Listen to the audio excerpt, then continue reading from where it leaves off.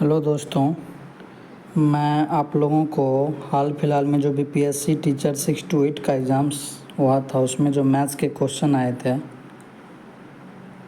तो उस maths question को हम कैसे सही तरीक़ा से अटेम्प्ट करें, मतलब एग्ज़ामिनेशन हॉल में मैंने सही अप्रोच क्या होना चाहिए, उस हिसाब से हम आप लोगों को सिखाने का कोशिश करेंगे इस वीडियो के माध्यम से। तो आइए हम स्टार्ट करते हैं।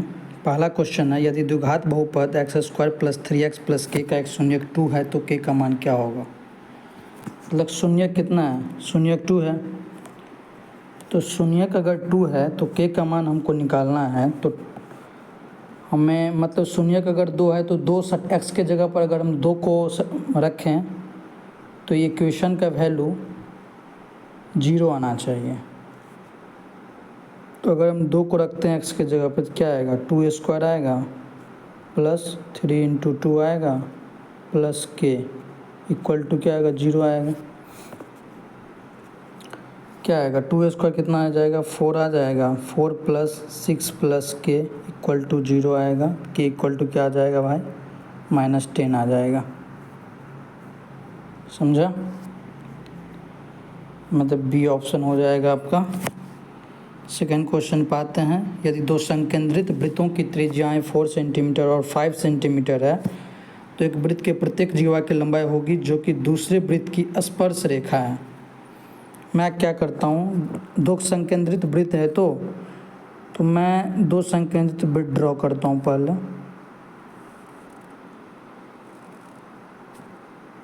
ओके, और बोल रहे एक वृत्त के प्रत्येक जीवा की लंबाई क्या होगी जो दूसरे वृत्त की स्पर्श रेखा है। देखो तो कहने का मतलब इसका वैल्यू हमें निकालना है। इस छोटे वाले वृत्त के लिए स्पर्श रेखा हो गया, बड़े वाले वृत्त के लिए लाइन क्या हो गया, जीवा हो गया।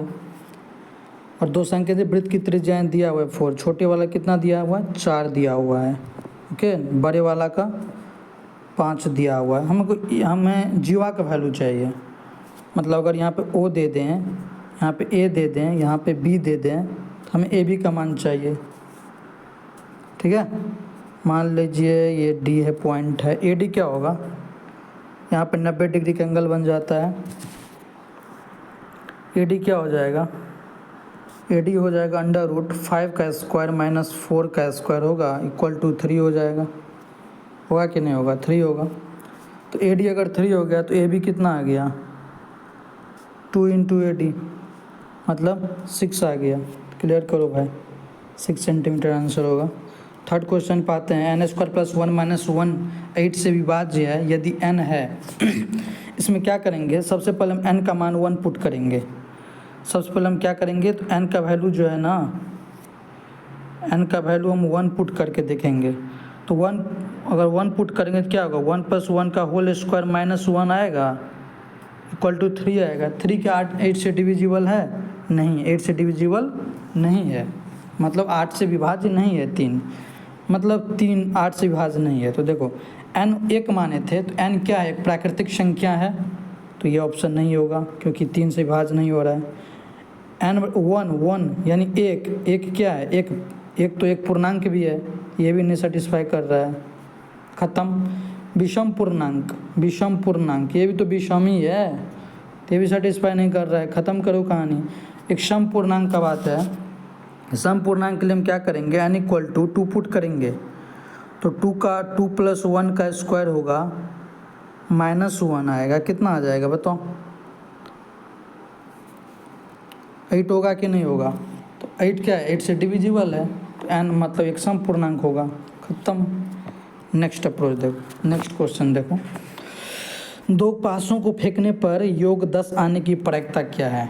भाई दो पासे को फेंकना है, एक पासे पर 1 to 6 तक अंकित रहता है कि नहीं, पासे डाइस 1 to 6 रहता है। तो दो पासे को फेंकोगे तो संभावित संख्या क्या हो जाएगा, एक पासे पे 6 रहता है, दूसरे पे भी 6 रहता है, तो टोटल संभावित पॉसिबिलिटी क्या होगा सम का, 36 पॉसिबिलिटी आ जाएगा। भाई देखो, एक से पेयर बनाना स्टार्ट करो, एक से, तो ये जाएगा तुम्हारा ऐसे करके 1 6 तक जाएगा कि नहीं, वैसे ही छः छः करके आएगा 36 यानी 36 टोटल संभावित संख्या होगा। हमें योग 10 लाना है। योग 10 कब आएगा? जब योग 10 तब आएगा जब या तो 4 6 होगा टर्म, क्योंकि 4 6 का सम क्या आएगा 10 है, या कितना आएगा, या 6 4 आएगा, या 5 5 आएगा। मतलब टोटल 3 ही टर्म ऐसा है जिसके सम क्या होगा 10 होगा। तो प्रोबेबिलिटी क्या होगा, ये 3 है, टोटल संभावित कितना है 36 है। इसको जब डिवाइड करेंगे तो 1/12 आ जाएगा। डी ऑप्शन हो जाएगा आपका। नेक्स्ट क्वेश्चन देखते हैं। त्रिभुज ABC सी पर समकोण है भाई, सी पर समकोण बना दो। यहाँ पे सी पे समकोण बनाओ, A2 B2। हमें cos A प्लस B का मान पूछ रहा है। तो cos A प्लस B का मान पूछ रहा है। देखो ये 90 डिग्री हो गया, तो A प्लस B कितना होगा, त्रिभुज के तीनों कोण का योग 180 होता है, तो 180 माइनस 90, सही से चल नहीं रहा है, तो ये 90 हो जाएगा कि नहीं होगा, 90 हो जाएगा। तो cos A प्लस B का वैल्यू पूछ रहा है, तो cos 90 कितना आएगा ब्रो, cos 90 आ जाएगा तुम्हारा 0। ख़त्म करो कहानी। नेक्स्ट क्वेश्चन पे आ जाओ। यदि किसी वृत्त की परिधि और त्रिज्या के बीच का अंतर 37 सेंटीमीटर है, वृत्त की परिधि और त्रिज्या के बीच का अंतर कितना है 37 सेंटीमीटर है, मतलब 2πr माइनस आर बराबर 37 है, 37 है, ठीक है। हमें वृत्त की परिधि निकालना है, ठीक है। तो वृत्त की परिधि निकाल, आर कॉमन ले लो भाई, तो 2π माइनस 1 आएगा equal to 37, R into 2 into 22/7 होगा माइनस 1 इक्वल टू, चल नहीं रहा है सही से, 37 से, ठीक है। तो आर का वैल्यू क्या हो जाएगा 37 इंटू 7 डिवाइड बाय 44 माइनस 7 कितना होगा 37 होगा क्या, क्लियर करो। रेडियस आ गया 7, परिधि कितना हो जाएगा 2 इंटू 22/7 इंटू 7, 7 7 कटा 24, ठीक है। अगला क्वेश्चन, समबाहु त्रिभुज है, तो समबाहु त्रिभुज बना लेते हैं सबसे पहले हम। ए है, ये बी है, ये सी है, ADBC पर लंबवत है, यहाँ पे परपेंडिकुलर डाल दो, AD हो गया। कौन सा सत्य है, मान लो समबाहु त्रिभुज है तो तीनों भुजा का मान बराबर होगा, तो यहाँ पे ये 2a मान लेते हैं, ये भी 2a मान लेते हैं, और ये भी 2a मान लेते हैं, तो ये a में दोनों बट जाएगा, बटेगा कि नहीं बटेगा, a में बटेगा। अब देखो यहाँ पर हम AB स्क्वायर निकालते हैं, क्योंकि AB और AD के रिलेशन पूछ रहा है ना। AB स्क्वायर निकालेंगे क्या होगा 2a का होल स्क्वायर मतलब 4a स्क्वायर, AD स्क्वायर निकालेंगे क्या होगा बताओ, AD स्क्वायर निकालेंगे तो AB स्क्वायर, तो मतलब 2a का स्क्वायर मतलब 4a स्क्वायर, माइनस में BD square minus a square हो जाएगा, मतलब क्या आ गया 3a स्क्वायर आ गया। मतलब AB square by AD square करो, अगर AB square by AD square करो क्या होगा 4a square by 3a square होगा, तो a स्क्वायर स्क्वायर कैंसिल होगा, 4/3 होगा। दोनों को मल्टीप्लाई कर दो, क्या आएगा बताओ, 3ab स्क्वायर बराबर क्या आएगा 4AD स्क्वायर आएगा। आपका आंसर हो जाएगा बी ऑप्शन।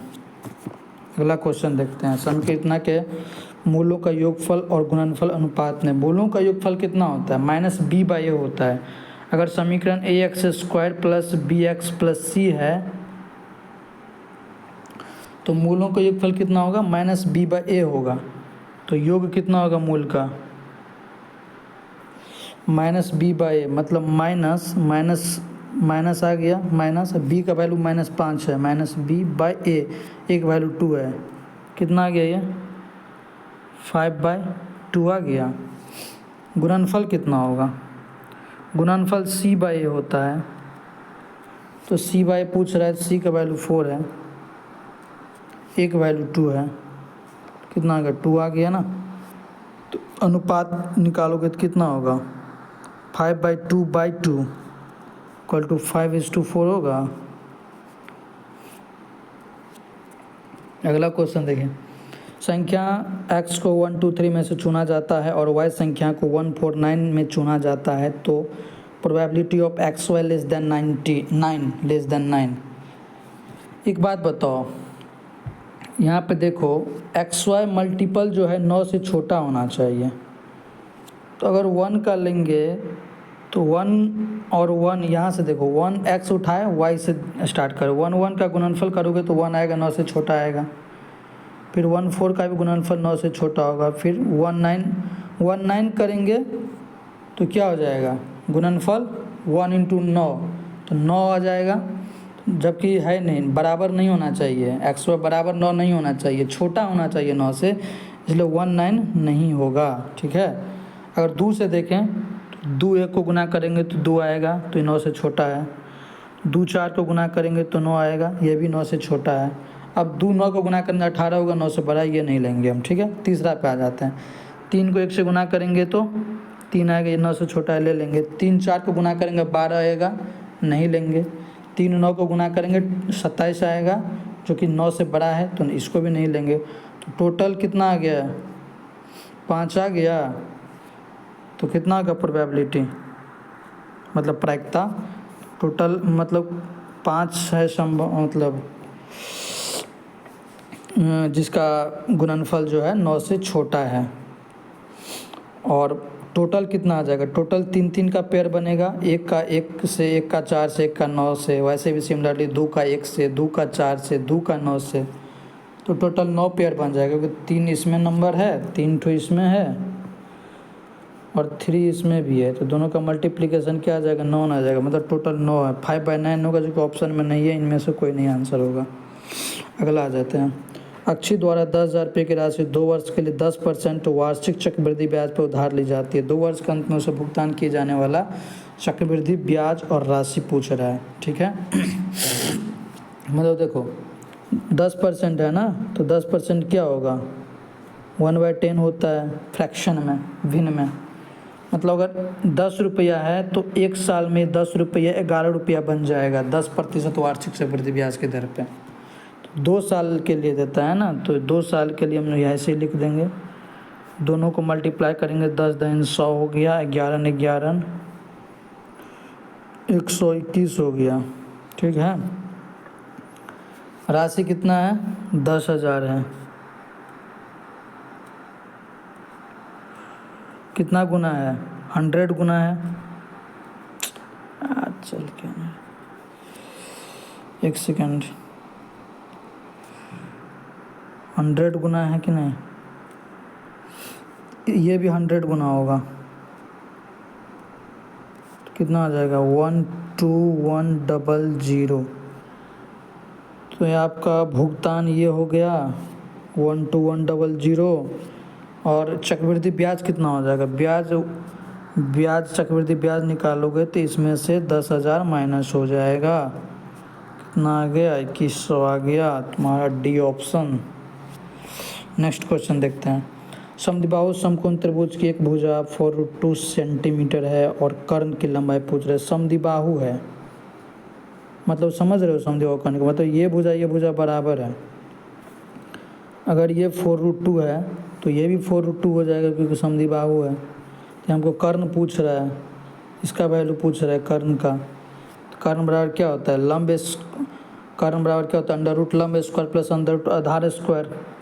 अंडर रूट इसका स्क्वायर करोगे तो 4 चौका 16 दूनी 32 आएगा, इसका भी स्क्वायर करोगे तो 32 आएगा, ये आ जाएगा √64 आ जाएगा, मतलब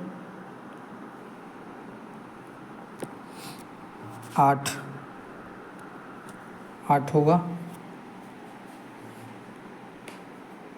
जो कि तुम्हारा एक भी ऑप्शन मैच नहीं कर रहा है, इनमें से कोई नहीं आंसर होगा। नेक्स्ट क्वेश्चन देखते हैं, एक बेलन और शंकु के आधारों की त्रिज्या 3:4 के अनुपात में ऊंचाई दिया हुआ, बेलन का आयतन और शंकु का आयतन। बेलन का आयतन क्या होगा, πr² होगा,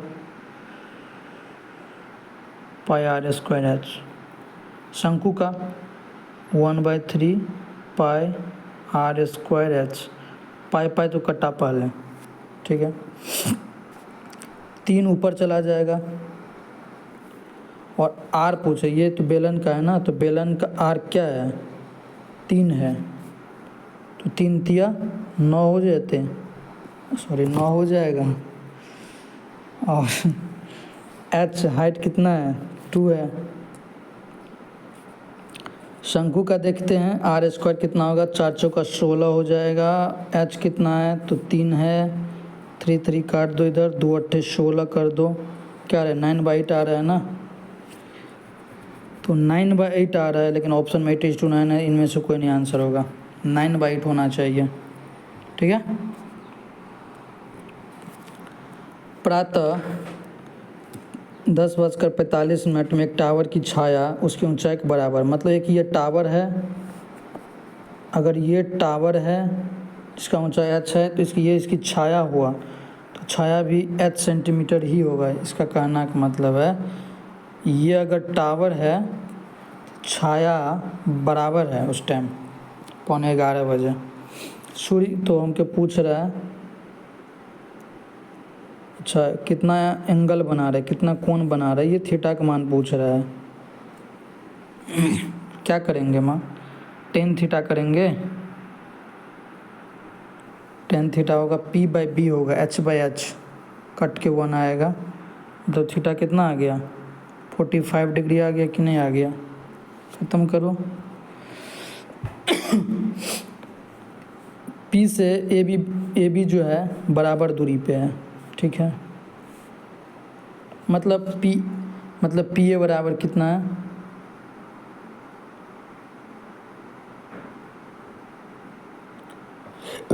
PB है, मतलब PA² बराबर क्या हो जाएगा, बराबर है तो दोनों का स्क्वायर भी तो बराबर होगा, तो PA² लिखेंगे तो कितना होगा, x - 5 का स्क्वायर। यार सही से चल नहीं रहा,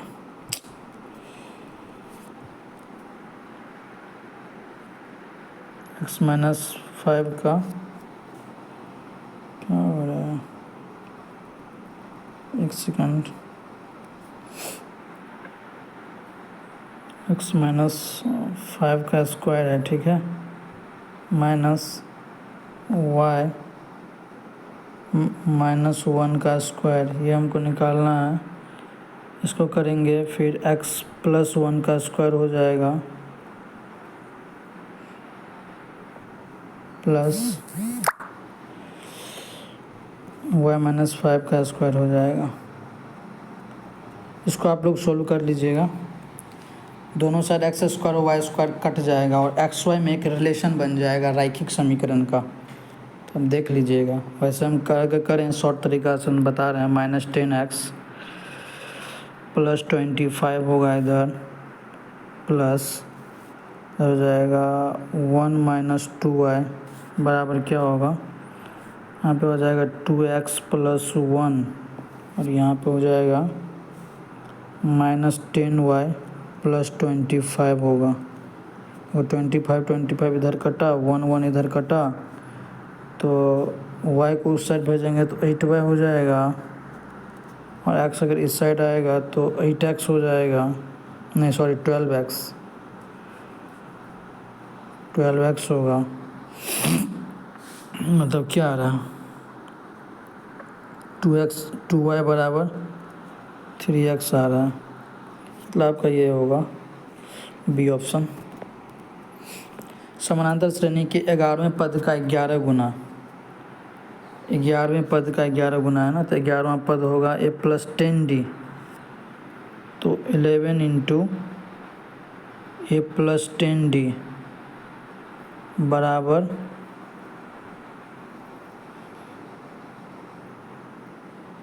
7वें पद के साथ गुना 7 × a + 6d। सही से पेन काम नहीं कर रहा है,